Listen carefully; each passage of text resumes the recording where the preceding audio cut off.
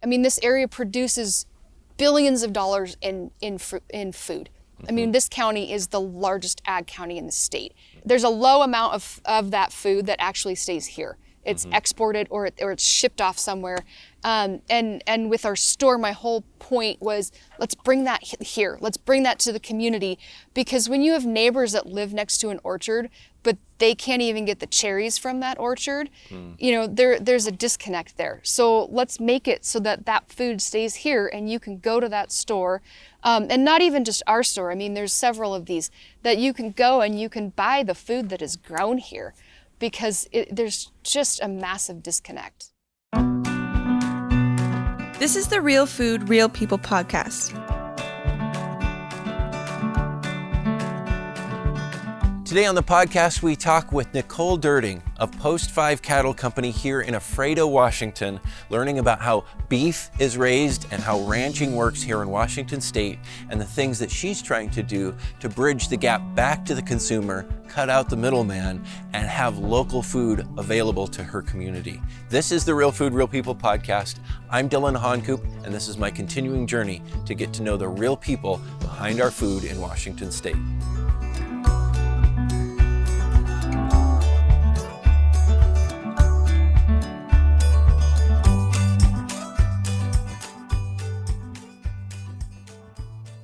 Nicole. Hi. Nice to finally meet you. Nice meeting you. I think I've been trying to get out here to Post 5 Cattle Company for a long time. A year or something? I think even longer than that. You're a really busy person. Yes. Yep. Talk about first, I mean, you guys grow beef. We do. Protein. Yes. For people to eat. We do. Talk about what's the busy day with that. And I know you've got, and we're going to get into like all the other stuff that you do too. But First talk about growing beef, growing cattle. Well, we are Post 5 Cattle. We are kind of comprised of two different operations. So we've got a cow-calf, and then we've got 2 feed yards down in the lower Yakima Valley. I kind of oversee the cow-calf. My husband oversees the grow yards. And right about before COVID, I kept having this inkling of doing our own direct marketing of our own beef, and kind of went down that path, and that's what we are now. We've got a little retail store in Ephrata. We ship a lot over to the west side of the state via UPS, and we sell to some restaurants in Wenatchee as well. Oh my goodness. A lot of stuff in there that I'm gonna have to unpack. Okay. By the way, I went to that retail store that you were setting up. Okay. I was trying to catch up with you. Yes. But you weren't there. I was not there. That was right when the store was, you were just getting everything set up. Yes. It's a really cool spot. So I do want to talk about that. And this whole move to direct marketing, which is, I think, such a cool trend, especially here in Washington State, because we have so many different things. We have such a desire for people to want to eat local food. We do. Food grown right here in this state, and you're making that more possible for people to do. Yes. Prior to doing that, how are you, like, where did your beef go? Like, it went to kind of the bigger system? Yes. Ends up in the grocery store kind of thing? Yep. So of our cow-calf, everything would go into our feed yards. And then, they would get sold to either Tyson or to AgriBeef, which is Washington Beef and Toppenish. Okay. And so that's where everything went up until that point in time. So do you still have some of your beef that goes that way? We do. Okay. We are probably a medium-sized cow-calf operation. So I would love to direct market all of our meat one day. It's just, that it would be a lot of beef that we would have to move. Yeah, that's what I was going to ask. Like, would it be possible even for you to take all the beef that you guys produce and have been producing year after year and totally cut out the middleman? But it would be a lot. Yeah. I mean, there's an Instagram page that I follow out of Northern California. She's got a massive market, and they probably run half of what we do. And I mean, she's got, I don't even know, hundreds of thousands of followers, and they still don't even move that much meat. Right. So it's a good goal, but I don't know. Is that what it takes to connect people with the food that you grow, is social media followers and stuff like that? I mean, 10, 20 years ago, we would have said, oh, that kind of sounds silly, but that's the world that we live in. Yeah. We went about it a different way. So we work with a consultant who kind of helped us, okay, this is your target audience. This is what you want to do. And then we kind of went with a ripple effect. And so my husband and I are both Cougs. He used to play football for WSU. Yeah. A lot of farmers loved him back then. So we kind of targeted that market first. We started really small. We started with Cougs. And then those Cougs told their friends, they told their family, and it kind of just rippled out from there to where social media is not really my thing. I don't really enjoy it. And so I try to stay off of it. I try to do a couple posts a week, maybe at most. And so we just went about it a different way than I think what other direct marketers have to go through with social media. We still use it. We just don't rely on it as a way to sell meat anymore. It's more of a way to, like, here's what we're doing, here's what the kids are doing, that sort of thing. Right. I mean, it's a challenge, but it's an opportunity too that we didn't have in the past. No, to connect directly with customers. Correct. Consumers, people who can eat local food. Yep. What's it been like hearing from what do they say about being able to connect directly with the very people who are growing this meat? People, they love it. I mean, 5 years ago, 10 years ago, I would say like the big thing was organic. You know, everybody wanted their food to be organic. And now when you look at the trends, that's kind of moving away, and it's more about having that relationship with whether it's your pork producer or your chicken producer or your beef, you know, the guy growing your zucchini. It doesn't matter. They just want that connection. And so with social media, it gives us that tool. You know, I think before that it was probably blogging. And I that would be not up my wheelhouse. But it just allows us to stay connected and allows us to meet people. It allows you to talk about maybe the more sensitive topics like antibiotics or steroids or anything like that. But it puts a face to it. It's giving you that background, and it's not this like promotion, or not even say promotion, but it's not like an article put out by the Beef Commission or something where, you know, people are hesitant because it's that agency. Right. It's the producer saying, this is why we have to do this. Yeah. So. Well, I think this is changing our food system. Yes. And I think it's changing it for the better. But also it sounds, from the outside, it sounds really easy, but it does take a lot of work. It does. Like you're describing all this stuff that's like, I wouldn't have even thought about all these aspects that you've just listed now. Yeah. Let's go back to the basics though. Okay. And talk about cattle. Sure. You talk about a cow-calf operation. Yep. What does that really mean? Like, how does that work? So cow-calf is mamas. These are all old mamas that cannot make it up on our Forest Service permits. So they get to stay here and be fed a little bit heavier of a ration to help them keep in good condition. These ones will actually go out on this triticale that's growing out here shortly. But so what the cow-calf is mamas and babies. You know, we breed them and then they calve first part of the year. We've got the babies. And then at some point in time, they will go to our feed yards, get finished, hopefully get put into our box beef program. So cow-calf, mamas and babies, like where are the calves born? Like where does that happen? So this place is new to us to this year. So we've kind of switched our operation. They will all be born here on various circles. Up until that point in time though, we relied heavily on rotational ground from area farmers. And so we would work with area farmers who would have corn stalks or triticale or some sort of crop residue.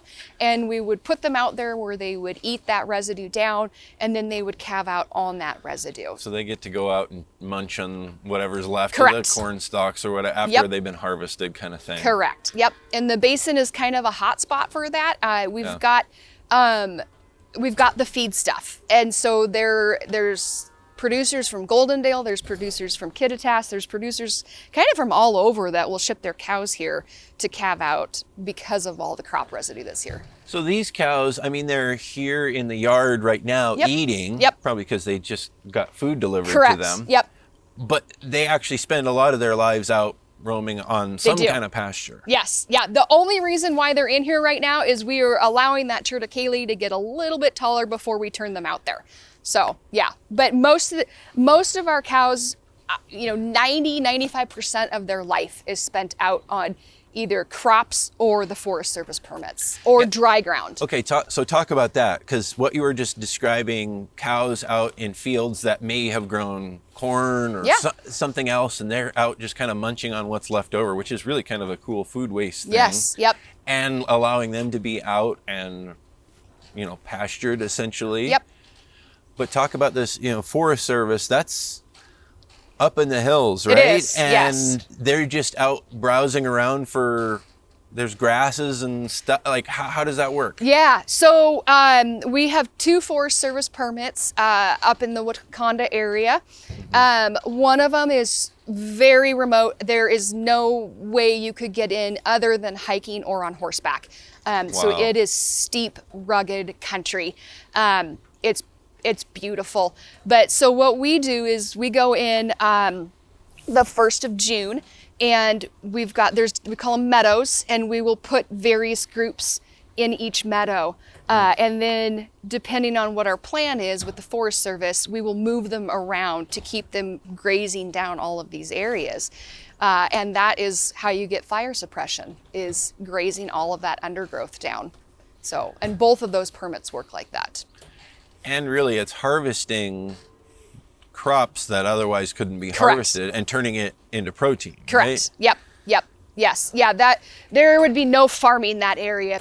I mean, that's how steep it is. There's no farming. There's not even building houses in that area. It's very remote. They will log it, but they have their own schedule to when they're going to log it.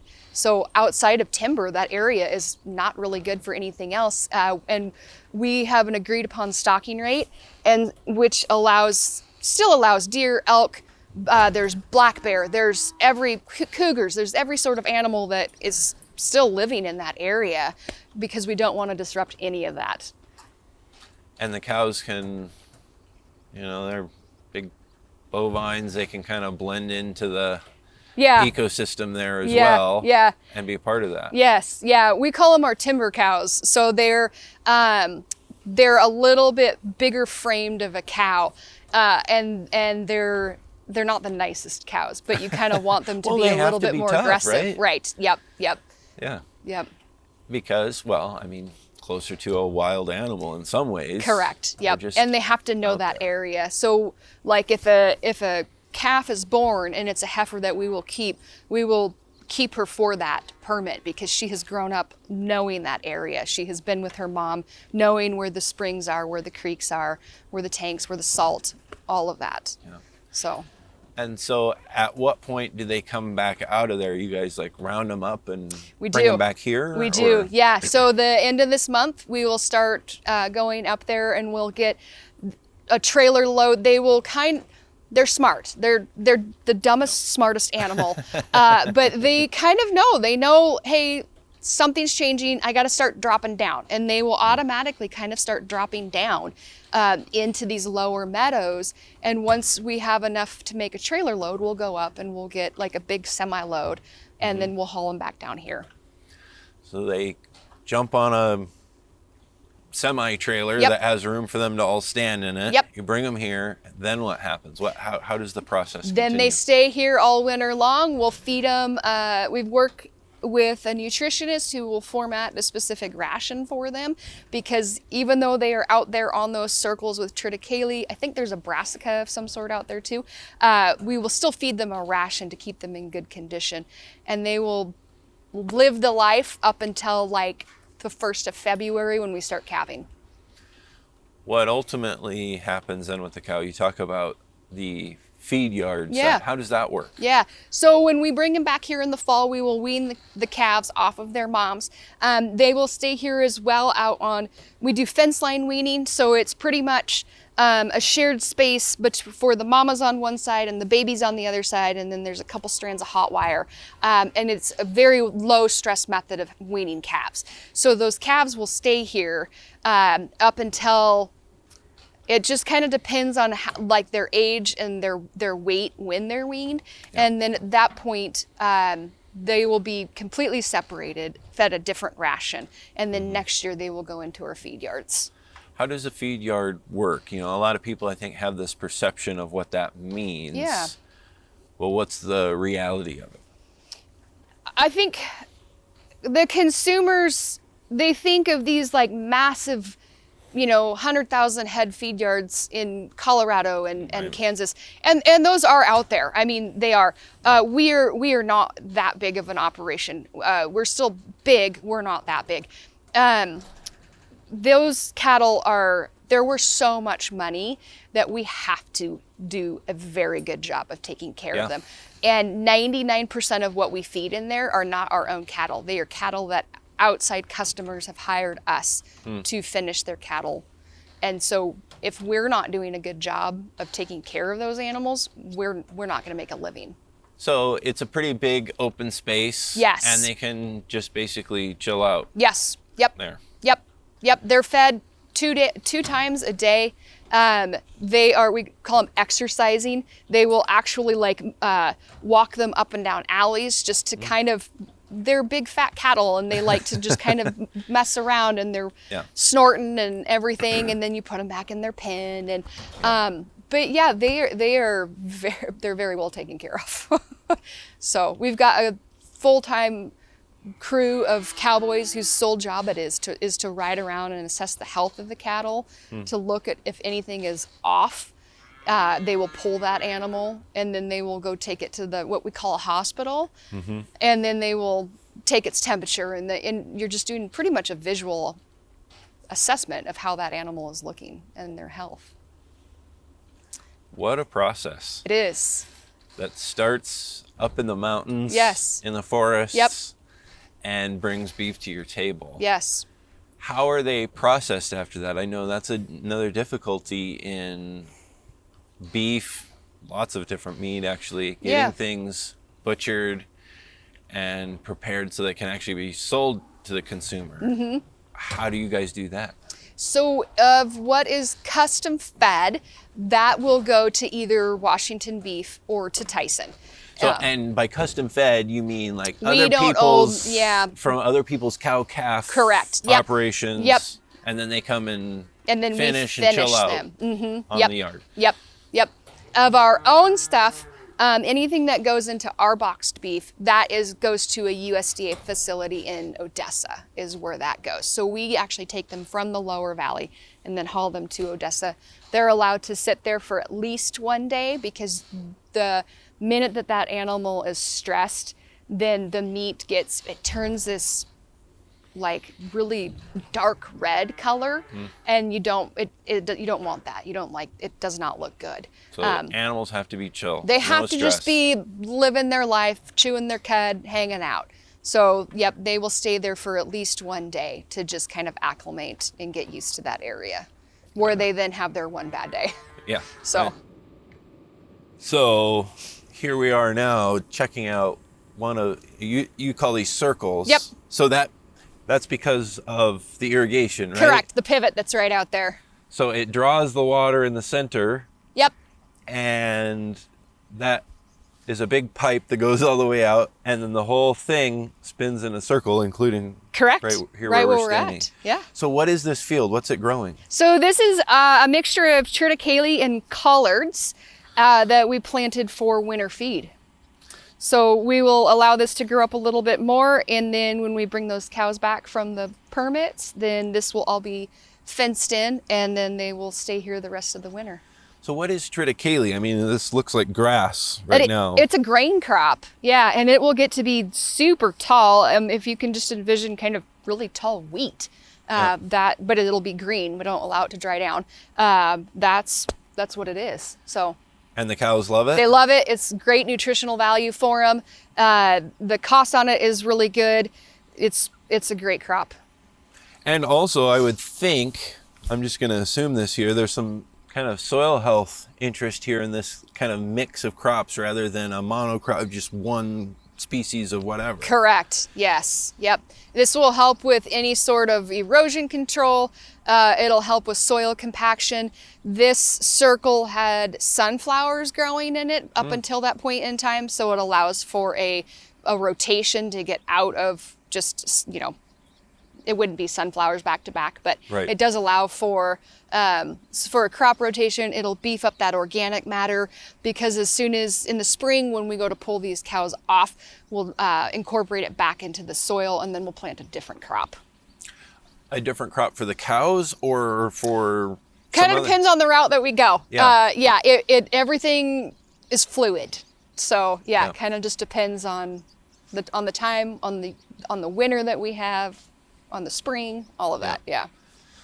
Well, what I've been learning is that grazing and cattle are actually really good for the soil, Yeah. right? And so this is kind of a rebuilding Correct. phase then this year or whatever for this particular field. Correct. Is what you're saying. Yep.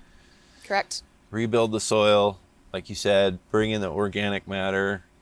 It's kind of the natural process, right? They Yes. just walk around and eat, Yep. and they poop. And they poop. And the soil actually improves because of it. It does. Yeah. The worst thing for soil is monocropping of some sort, corn on corn on corn on corn. Right. So anytime that you can get a rotation into anything is going to help with that soil health. Right. So, do you guys do other crop farming in addition to the beef? No, we are 100% beef in some capacity. Yes. Because you said sunflowers, but was that someone else farming yes, this? we leased this circle out Okay. to a seed guy down the road, and those sunflowers, I believe, go for oil. So.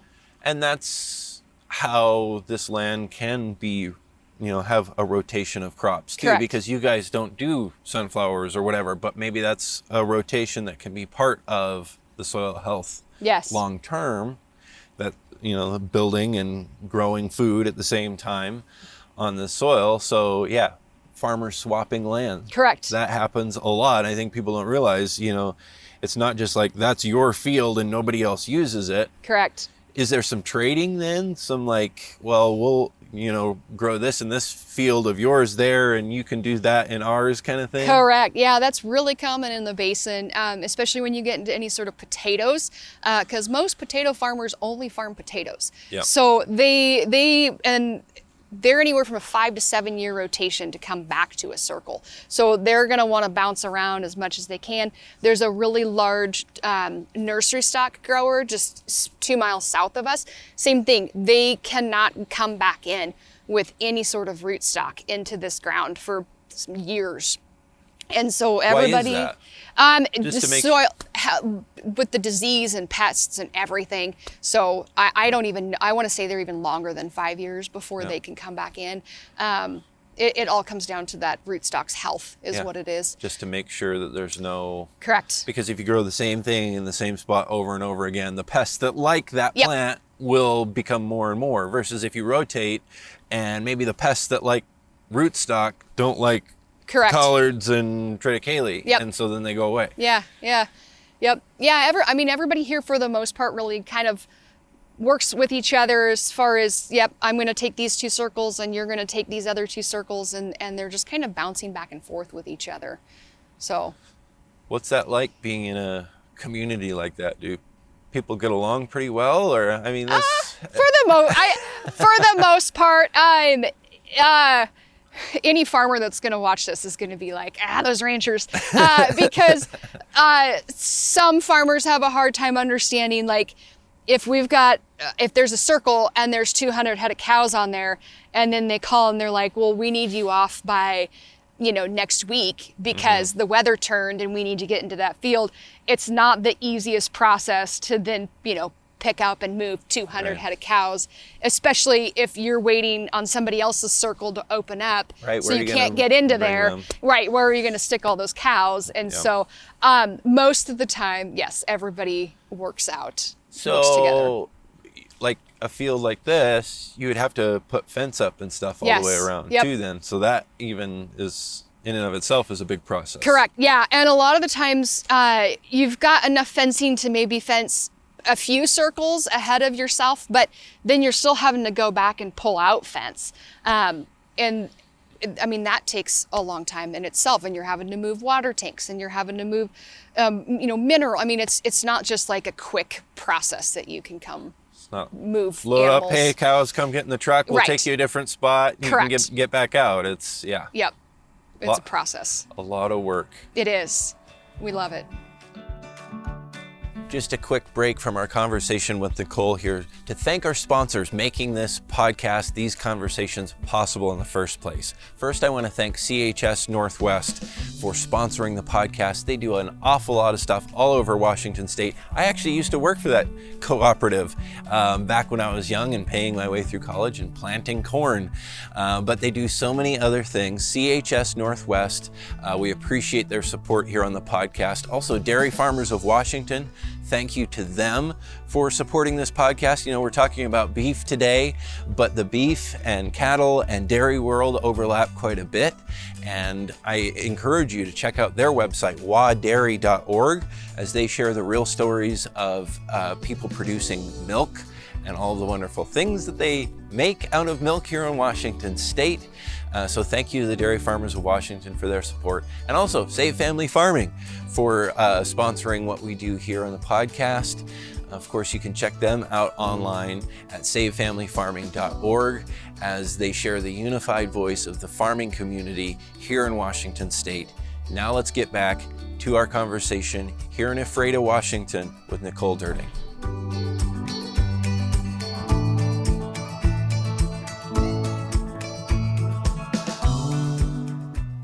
So even though you're raising these animals for meat, some of them do end up becoming pets. They do. Is what you were just Yes. saying Yep. when we walked over here. Yep. This guy right here. Roy. That is Roy. We raised Roy he was a bum calf. What does that mean? What's a bum calf? So like he wasn't healthy when he was young? or No, something? he was actually a twin. And Okay. so the cow could not raise two calves. Oh, So we pulled yeah. him off. He came and lived with us. And Had to feed him by hand then. We had to feed. bottle feed him. Actually, my kids did. And he was kind of just turned into a giant dog and was allowed free reign over everywhere. He would go across the road to the neighbors and hang out with them, and they'd have to chase him back over to us. And now we just didn't have the heart to ship him. So he lives here forever now. And he's kind of a pain because he's domesticated, so he just stands in the worst spot possible at all points in time, and expects to be fed all the time as well. So that's Hey, Roy. Chilling with your buds. Yep, Yeah. he's kind of the king. How did you get into this and learn this whole world? And did you grow up around the world of beef and ranching? We always had a few cows. I grew up in Sela, which is like the heart of orchard country. Yeah. My dad worked for an orchard. We didn't have a ranch. We just always had horses and cows, and I rodeoed and all that. It was my husband, actually, he grew up on a large cow-calf in Okanagan. And then when we met and married, he worked for Simplot, and we would occasionally get bottle calves from there, and we started our herd literally from 5 bottle calves. Really? So yes. And just grew it from there. We did. Yep. I love the cow calf side. That is my heart. He grew up with cow calf. He likes it. The feed yards are his true passion. So it made sense that we've got cow calf and feed yards. Right. So yeah. How did you guys meet? We actually met at a tailgate party for Apple Cup. We had mutual friends because he had graduated, I had transferred in. We met at a tailgate party. I did not like him at all. Really? I did not. I thought he was just annoying, for lack of a better word. He had a name for himself. He did. From football and stuff, He right? Because did. he was a football player for WSU. He was, yeah. And everybody just thought that he was like the best thing ever. And I was like, this guy is like, why? Yeah. And then I ended up moving to the Tri-Cities, which is where he lived. And he was like the only person I knew in the Tri-City, or kind of knew. And he was at a cutting horse facility living there, and I had a horse there. And I just decided he wasn't that bad after all. So, yeah. The tides turned. Yeah, yep. I mean, he's still annoying, but So, yeah, he lived and breathed ranching his whole Yes. life, other than going to WSU and being a football star. yep. Yeah. And he was like kind of famous. Yeah, he was okay. Yeah. Well, but talk about his football thing real quickly. Like, what was he known for at that time? He was And a still line. probably known for by a lot of people. I think you're gonna be like over 40. He was a linebacker, and he's little for a linebacker, but he's very quick, and he was very quick, and he was tough, and so he could make these hits that he shouldn't have been able to. And so he came from Okanagan, which is a B school. And so came from literally, the middle of nowhere, and was an ag kid. So I think he just had this cult following of fellow ranchers and farmers that were like, hey, this kid can make it, our kids can too. And so, yep. And just that toughness of growing up in that location and in that world of ranch, you can't be wimpy and do that kind of work, because you deal with tough stuff all the time. You got to be strong. Yep. Out in the elements. Mm-hmm. Deal with pain quite a bit. Yep. How's that been for you? Because you grew up around farming, I guess, so you had some of that. But ranching is kind of that much more than maybe other kinds of farming, as far as kind of putting your body on the line. Yeah. It is, when you've got a prolapsed cow at midnight in the 1st of March and it's blowing snow, and you're not going to get a vet out because there's no large animal vets out there. It's you doing it. And so it's that mental and physical toughness of like, I have to do this or this cow is going to die. So, you've got to be tough. You've got to be strong. Sounds like you've had that exact scenario. Yeah, just this last season. Yeah, Wow. we had that situation. So how did it turn out? It was fine. Cow was fine. Yeah, and we actually did get a vet out, thankfully. But Awesome. after a couple hours of unsuccessfully trying to put the prolapse back in.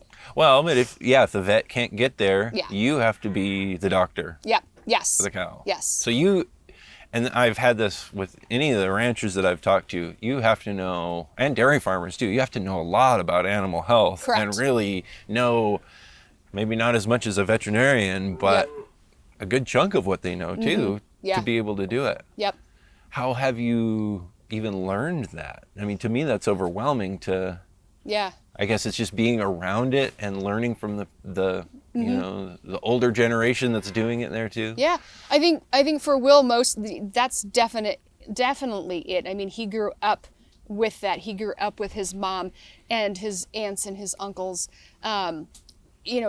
just knowing what to do. And for me, I initially went to school to be a large animal vet, and then realized that some of the classes were not fun. Yeah. And so switched gears, but so I did take some pre-vet med classes because I've always had an interest in large animal health. So for me, I'm still learning and I'm still reading. If we've got a vet out here, I want to be out there with them because I want to know why they're doing it and how they're going to do it. Not that I'm going to be able to do it, but I want to know why and how they're doing it. Somebody wants to be a part of the podcast? I guess. Maybe that was that calf that was roving around earlier trying to raise a fuss. Its way back in. So some of those things that you learn, even though you didn't get your degree and become a veterinarian, which is like a super long, grueling educational process to become a full-fledged vet, right? Yep. But even some of those classes that you took have helped with the stuff that you do caring for the animals. Yes, definitely. I think a lot of people have that in animal agriculture. A lot of what you said, I wanted to be a large animal vet, got into it, realized it was maybe a bit different or a bit more than what I expected. I hear that from so many people. But I guess what I've never really thought about is that background is helpful to then so many people who are growing the animals. And again, they aren't the vet. They call the vet for the really intense stuff if a cow is really sick. But otherwise you can handle it. Yeah. because you're kind of partway there. Yeah. When it's something that you're doing every day, you see everything. And we've got several vets that are on call that we can call and say, hey, this is going on with this cow. And if they can't make it out there, they're going to say, okay, why don't you try this line first, see if this works. And we'll try it. If it works, great. If not, then you get the vet out there. So what happens with cows? Why do they get sick? Or do they get sick or injured? Or like, what are the common things that you're treating? Anything and everything. It kind of depends. Cows, mama cows, they stay relatively healthy. I mean, they very low stress. Most of the time, they're out on green pastures of some sort. Even when they're in a corral like this, they're still allowed to roam free. Cows, they do stay pretty healthy. More often than not, it's something when they're giving birth, that like a prolapse. Which would be a prolapsed uterus. Correct. Yeah. Sounds scary. Right. Yeah, it's not fun. And then in the feed yards, that's a more stressful situation. Those calves are being brought in. They're in pens with calves that they might not necessarily know have grown up with, and it's kind of like kindergarten. Like they're just like, I was just gonna say, they're just like looking going around to school for the first time. Yeah, and they're trying to figure it out. Maybe they haven't been given some of the vaccines that they should have been given. So their immune system is then going to be a little bit lowered. And so feedlots are probably, you're treating animals more in a feed yard than you ever would be cow-calf side of things. What then, beyond that, what's the biggest challenge of growing meat, growing animals for beef? The biggest challenge for us, I would say, even though Will would be a third generation rancher if he were to go back up to the family ranch, we are technically first generation ranchers now. And so the toughest thing for us would be not having that established operation. I mean, everything that we've had, we started out when he left Simplot, and we leased this tiny little feed yard. And you just have nothing. I mean, you're building your way from the ground up. And so we just didn't have that established operation to go back into. And those guys have their own sets of challenges. I mean, I'm not dismissing their struggle. But for us, it's just having the equity to grow and knowing that, we don't have land that's bought and paid for. It's, we're making the payments on it. That's probably the biggest struggle is the balance of growing and how to grow it wisely.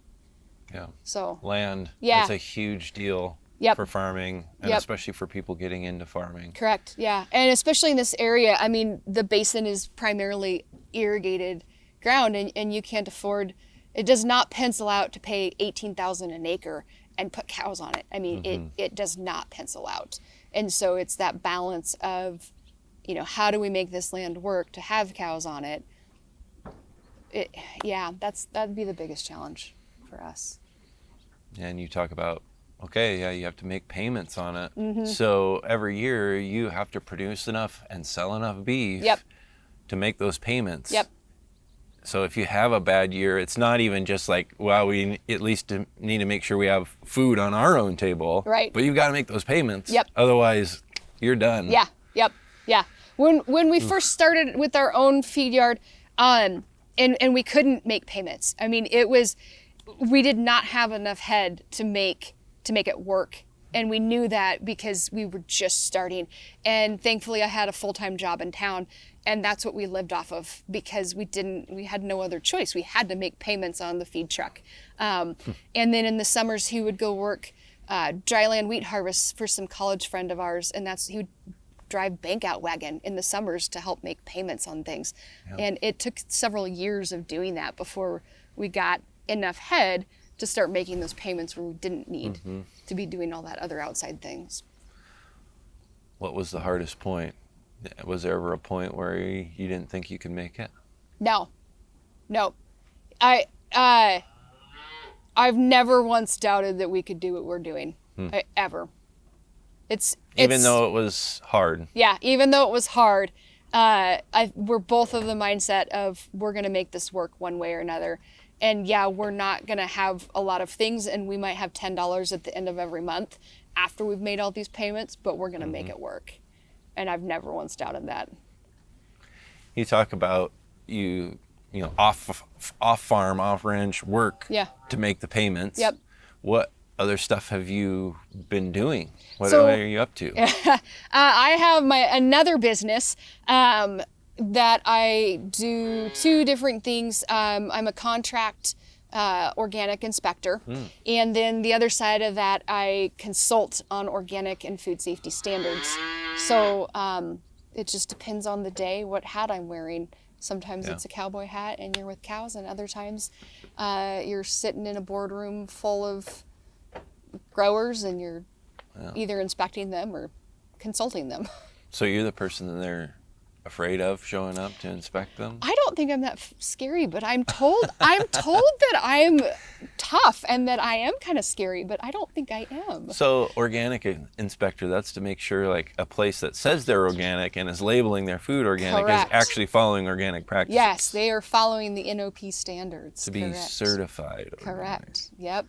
Yes. What should people know about that world? I know once you get into the world of actual organic farming, it's different than maybe what people expect. People are shocked that organics still spray. And sometimes they spray more because what they're applying isn't as potent as its conventional counterpart. But they still have to spray. They still have to either prevent or treat for disease and pests. And so I think that's the number one thing people are shocked about is they think it means no spray. Right. When it does, I mean, there's plenty that they apply. Right. So it just has to be registered as an approved material is all it is. Organic pesticide. Correct. Yes. That's a lot of stuff. It is a lot of stuff. How do you keep track? I mean, that's more information I'm sure than my brain could hold. It's just something that's interested me. I've done inspections for 12 seasons now. So for an inspector, I'm old, I'm seasoned, because the life of an inspector is not very long. You just have to have the right brain and the right mentality to go into it. And I love it. I mean, I love, like we were talking about earlier, like every operation is the same, but it's different. Everybody is doing something a little different. And so every time I do an inspection, it's different. Somebody is doing something different. And I've met some super amazing, great people. And I've met some not great people. But it's fascinating how differently you can grow an apple. Yeah. And it's also interesting to hear, like you talk about audits, food safety and organic and a lot of other things too that you aren't necessarily involved with that go into growing food and making sure it's safe and all of these kinds of things that most people don't get to see. No. You would, a consumer would never have a reason to sit through an audit. You know, they don't know how many audits that grower actually has to go through to get that apple, watermelon, lettuce, whatever to your table. I mean, the amount of paperwork that they have to keep is astronomical. And in the basin, I don't remember what the percentage of jobs that's related to ag just to support this industry. And even though that fuel delivery guy isn't working on a farm, he's still having to go out to farms every single day to deliver fuel, you know. And that then is part of the food system because it's required to be able to grow the food that we eat. Yeah, yep. And that, I mean, to swing it back to like our direct market, this area produces billions of dollars in food. I mean, this county is the largest ag county in the state, but we don't actually eat any. I mean, it's very few. There's a low amount of that food that actually stays here. It's exported or it's shipped off somewhere. And with our store, my whole point was, let's bring that here. Let's bring that to the community, because when you have neighbors that live next to an orchard, but they can't even get the cherries from that orchard, you know, there's a disconnect there. So let's make it so that food stays here and you can go to that store And not even just our store. I mean, there's several of these that you can go and you can buy the food that is grown here, because there's just a massive disconnect. Why do you think that is?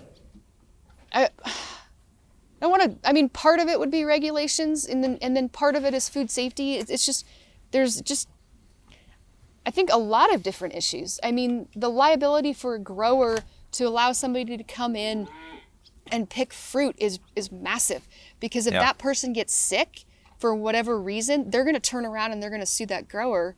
So the grower is saying, okay, I don't want any part of that. Or if they're not picking cherries the right way, you're going to damage that limb for the next season. And so they're just mitigating their risk, and then they're shipping it to a warehouse to then to take care of all of that.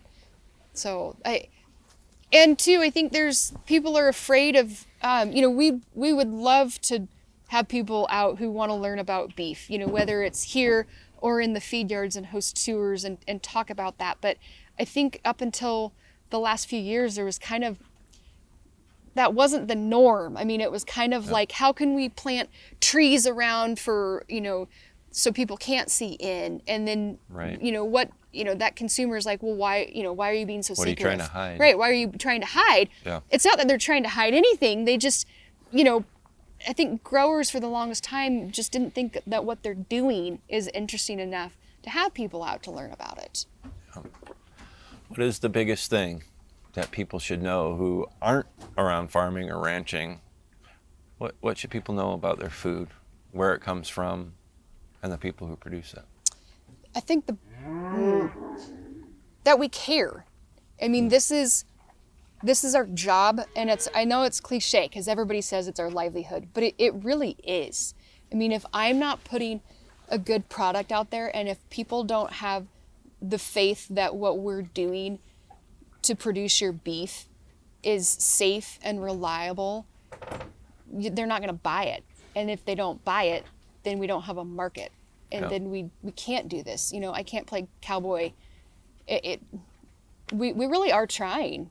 Yeah. So, we want it to be a good, safe product. We don't want you to have to go to Australia to get your beef, Yeah. So, and I'd say that for every farmer. I mean, every farmer loves what they do. They want to keep doing it. And if you don't have people buying your product, then you have to go get a job in town. Yeah, that's true. Well, thank you for having me here. Thank you. And showing us all these different pieces. I mean, my head is spinning. I have a million more questions, but we only have so much time here with you. Thank you for being on the podcast with us. And good luck. Thank you.